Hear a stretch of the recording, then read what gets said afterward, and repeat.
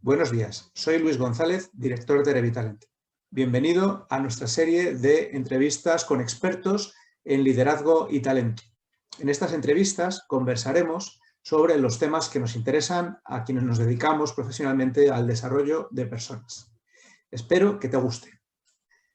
Estamos hoy de nuevo con nuestro amigo Antonio Bolaños, con quien ya estuvimos hablando de gestión de crisis y nos estuvo poniendo unos ejemplos súper interesantes de su experiencia en la Volvo Ocean Race.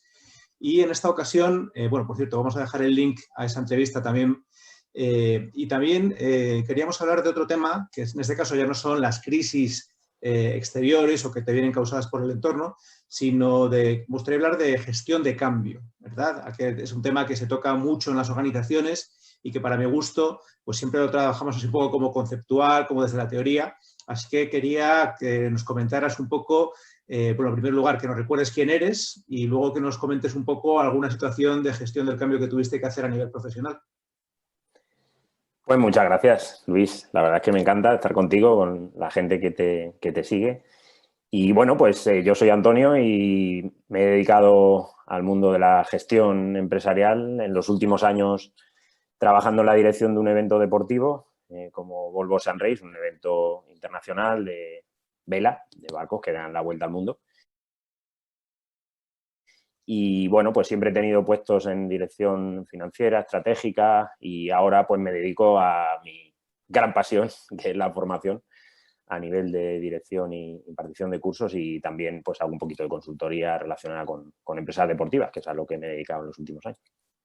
Y una cosa que me encanta de ti, Antonio, es la humildad que tienes, porque dices, nada, así una regatita, como que no fuera nada, cuando realmente es uno de los mayores eventos deportivos que puedes llegar a mover hasta miles de personas durante 9 meses y con una complejidad de gestión impresionante, ¿no? Entonces, bueno, a mí me encanta luego preguntarte para aprender de ti, de las experiencias que has tenido prácticas.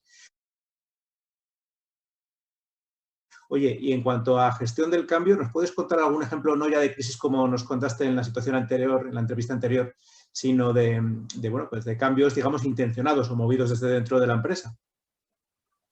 Sí, la verdad es que, bueno, yo siempre pongo un ejemplo que para mí ha sido el más grande de los cambios que hemos vivido a nivel interno, ¿no? Y fue de pasar de la libertad que tenían los equipos participantes a elegir el barco dentro de unas especificaciones a nosotros imponer un diseño único de barco para los competidores.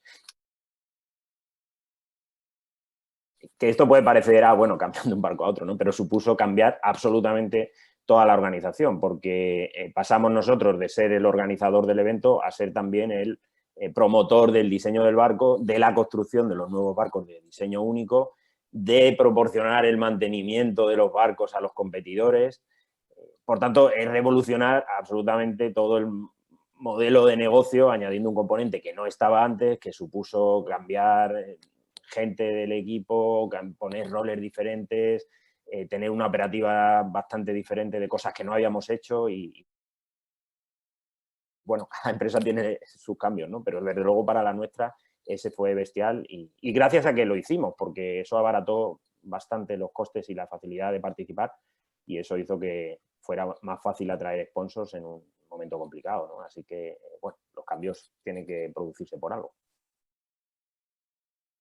¿Era un cambio movido por una dificultad previa, porque a lo mejor os faltaban sponsors, o era un cambio movido por una búsqueda de una oportunidad futura? Es decir, nos damos cuenta que si hacemos este cambio vamos a poder mejorar tales o cuales cuestiones o poder buscar más sponsors o gestionar mejor el evento.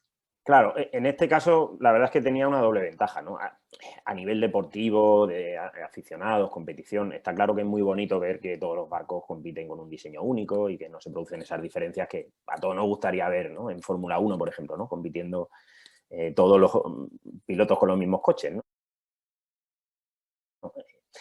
¿Qué ocurre? Esa no es la principal razón, ¿no? Y tampoco sería razonable a nivel de negocio que ocurriera en Fórmula 1, ¿no? Porque en Fórmula 1 Ferrari construye motores y seguro que le vale para sus coches.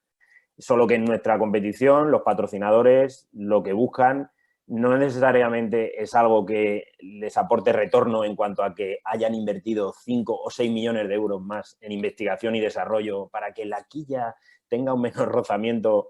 Entonces, al final, a nivel de patrocinadores, es muy importante que sus presupuestos estén óptimos, ¿no?, para el retorno de la inversión. Entonces, veíamos que se estaba invirtiendo muchísimo en tener un barco un poquito más rápido y, encima, menos seguro, que tenía más accidentes por el hecho de premiar la velocidad.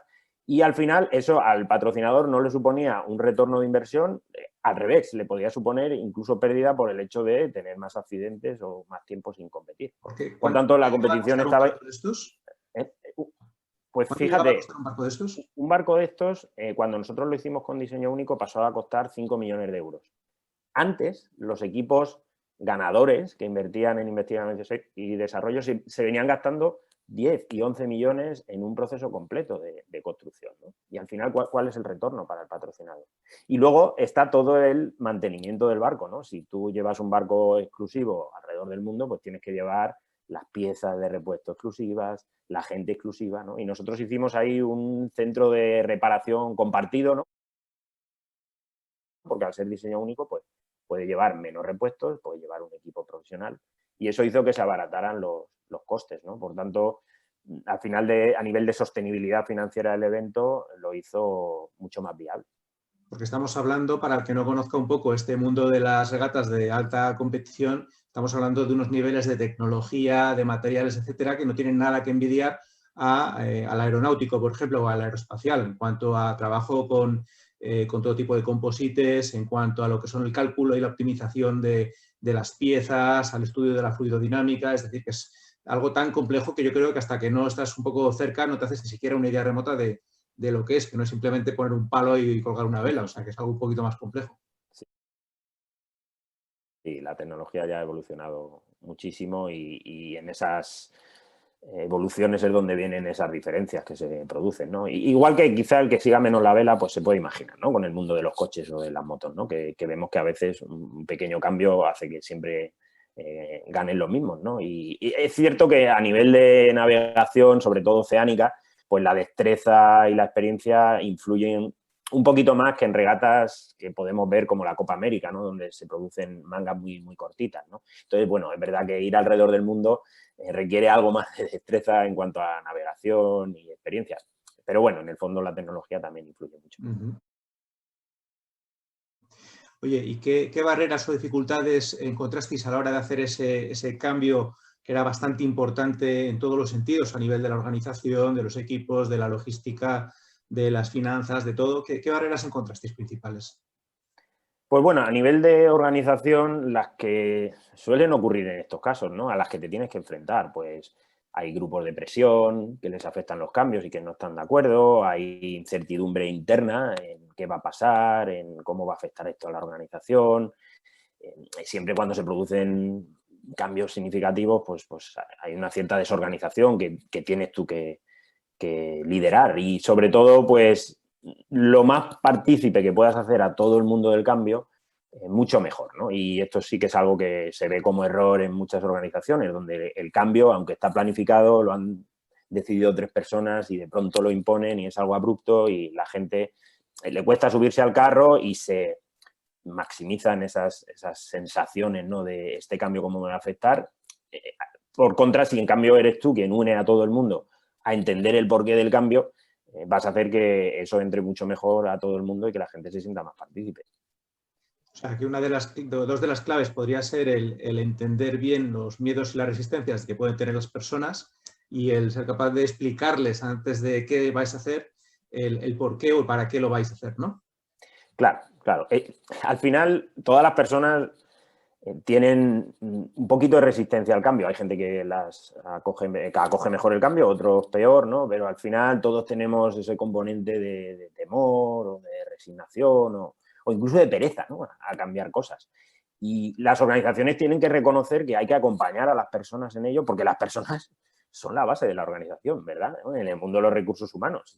Podemos tener más o menos tecnología, pero todo depende de las personas, ¿no? Entonces, una primera clave es eso, el reconocer que la gente necesita ese acompañamiento en el cambio y que hay una serie de claves cuando a la gente la formas, la haces partícipe, cuando se es transparente, cuando cualquier momento o hito supone que involucras también a las personas, ¿no? Y se sienten como parte de ese éxito, que va a hacer que el cambio sea un proceso mejor, ¿no? Incluso que sea un proceso que se tome como necesario y como positivo, ¿no? Que es otra de las grandes barreras, ¿no? Que la gente tiene, ¿no? Esa psicología de, cambio negativo, me va a afectar, malo, ¿no? Todas esas asociaciones que empiezan a venir continuamente, ¿no? Así que el acompañar a las personas y luego el internamente liderar ese cambio son dos claves súper importantes.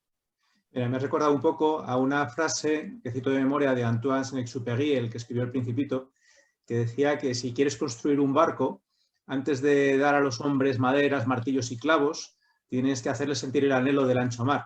Me parece que era algo así, digo de memoria.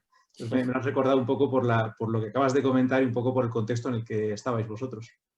Pues sí, la verdad es que sí. Me gusta mucho esa frase porque muchas veces la gente, cuando es partícipe de las cosas y cuando se siente parte del cambio y cuando entiende el cambio, es que el cambio es necesario. O sea, si la gente entiende el motivo del cambio y que hay que tomar decisiones, ¿no? Tenemos que estar hoy en día en esos entornos que tú has dicho continuamente tomando decisiones, ¿no? Es como esto que dice, ¿no? En la escala es la mejor decisión el número 1, la peor el número 2 y lo peor es no decidir nada, ¿no? Estar ahí, ¿no? Como hemos visto incluso hoy en día con la situación que ha pasado, ¿no? Como muchas empresas han tomado un rol activo, han hecho cosas, han transformado como han podido, han seguido involucrando a empleados y hay otras que han dicho, yo aquí a capear el temporal sin hacer nada y a ver qué pasa, ¿no? Y normalmente esas empresas nunca van a salir beneficiadas de la situación, ¿no? Por tanto, si la gente desde el principio ha formado parte de ello, pues sentirá el anhelo del ancho mar, ¿no? Me ha gustado mucho esto. Te lo voy a coger, te lo voy a coger esa frase. Muy bien, bienvenido. Así intercambiamos ideas unos y otros. Yo creo que, de hecho, en esta crisis muchas empresas han estado tan a la defensiva, tan a intentar no cambiar, evitar el cambio, cuando en realidad eso es muchas veces imposible, ¿no? Y eso me ha recordado también lo que acabas de decir a una idea que tomé prestada de Jordan Peterson, que él habla mucho del caos y el orden, y ambos extremos son peligrosos, son contraproducentes, ¿verdad? Si tú te quieres quedar atrincherado en tu manera de trabajar, en tu orden estable en ese momento que te da tranquilidad, pues no te podrás adaptar a los cambios del entorno y fracasarás. Y lo mismo, si generas tanto caos interno, no tienes estructura, no tienes orden, no tienes una manera de funcionar clara, pues tampoco podrás aprovecharte de las circunstancias. Entonces, él habla mucho de caminar esa fina línea, que es la más interesante y la más difícil, entre no caer en el caos ni caer en el orden, pero ser capaz un líder de generar un cierto nivel de caos para transformar y a veces un cierto nivel de orden para organizar y para ser eficiente. Y yo creo que muchas veces las empresas pecan de uno u otro extremo, incluso más te diría de intentar tender a buscar un orden en el que están cómodas y no tanto el abrazar en cierta medida la incertidumbre o el cambio y buscar que incluso protagonizar esos cambios.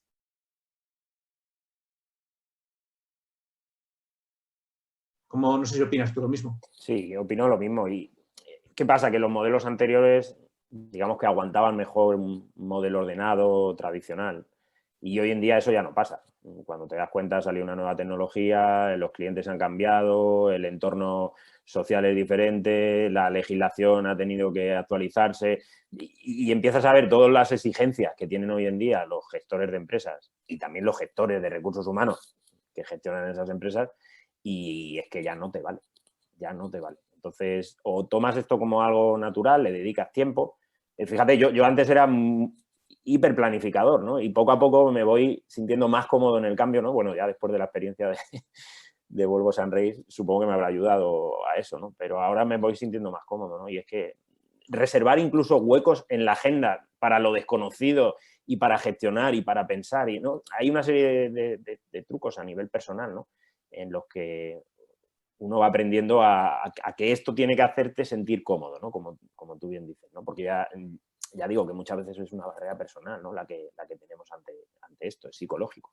Nos dijeras algún ejemplo, porque yo sé que has tenido un montón de situaciones de cambio, deseadas o indeseadas, dentro de la Volvo, por hacernos una idea un poco de cómo era tu día a día, que era realmente vivir en la incertidumbre. Y en segundo lugar, te voy a preguntar por algún consejo que te puedas llevar de esas situaciones para las empresas normales, entre comillas. Bueno, a nivel de cambios que son normales en el negocio en el que yo estaba, pues siempre había cambios en la ruta que a lo mejor al principio no estaban, había que hacer muchísimas simulaciones hasta llegar a tener una ruta consistente.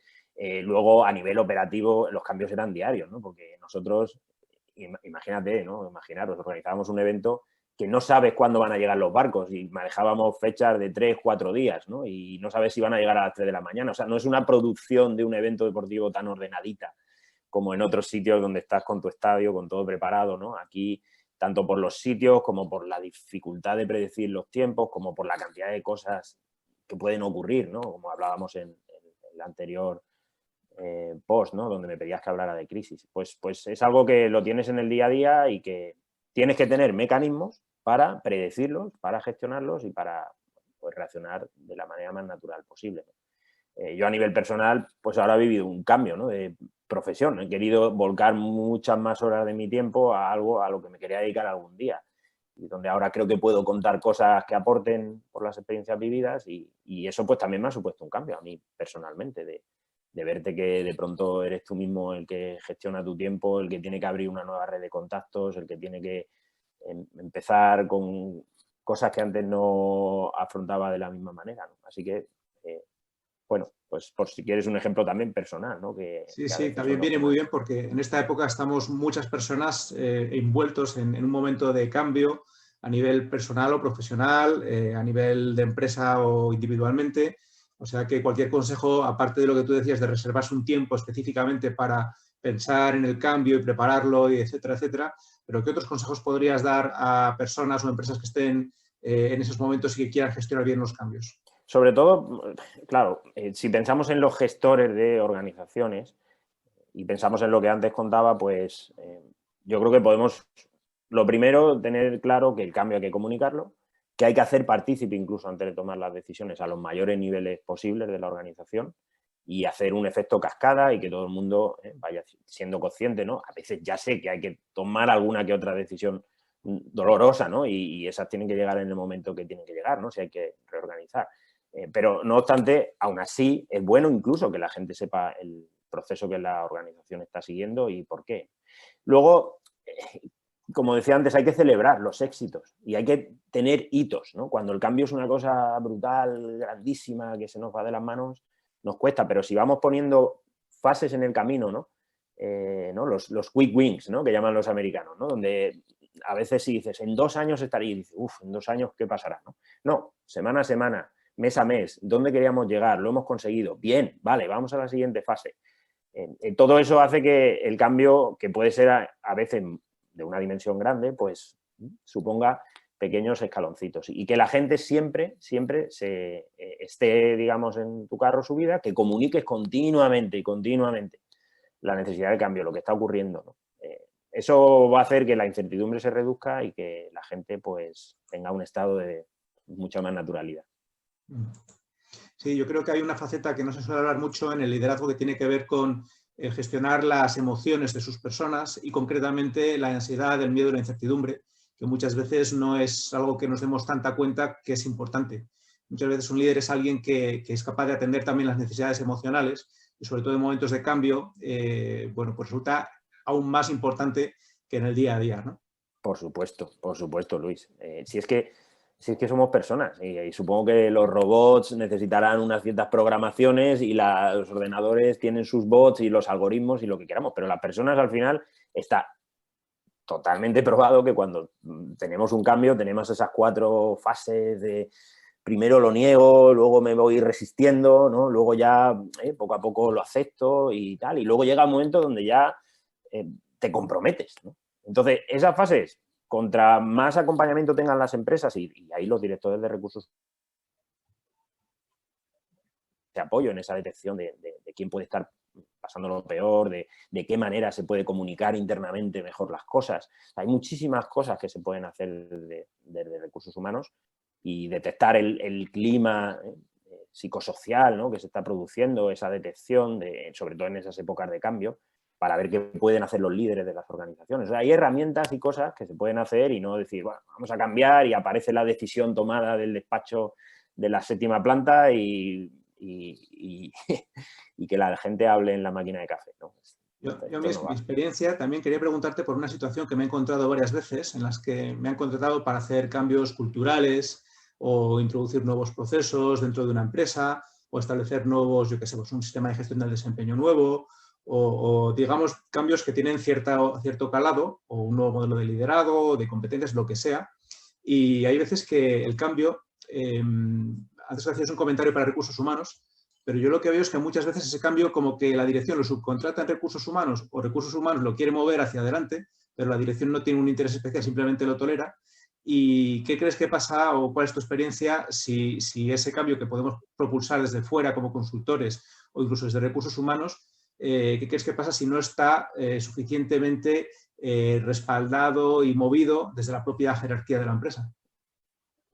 Bueno, pues el gran error, ¿no?, que todos hemos visto cuando nos hemos dedicado a los recursos humanos, ¿no? Incluso el error es que ya es de por sí que recursos humanos es algo que gestiona algún departamento o algún ente de la empresa. Y ese es el gran error, ¿no? Los recursos humanos lo gestionan todos los gestores de la empresa. Recursos humanos es responsabilidad de todos, ¿no? Entonces, cuando la dirección piensa que los recursos humanos o alguien, algún departamento tiene que gestionar, pues imaginaros, ¿no? La gente percibe que la dirección no se compromete, no hay el impulso necesario, al final las directrices van por un lado y recursos humanos está haciendo la guerra por otro y ni se consigue el cambio y es más, lo que se consigue es un efecto negativo porque se mandan mensajes dispares por los dos lados, ¿no? Con lo cual, eso viene ya de una concepción más grande, errónea de los líderes, ¿no? Y es que piensan que yo tengo que tomar decisiones financieras, operativas y los recursos humanos hay ahí un ángel de la guarda, ¿no? Cuando realmente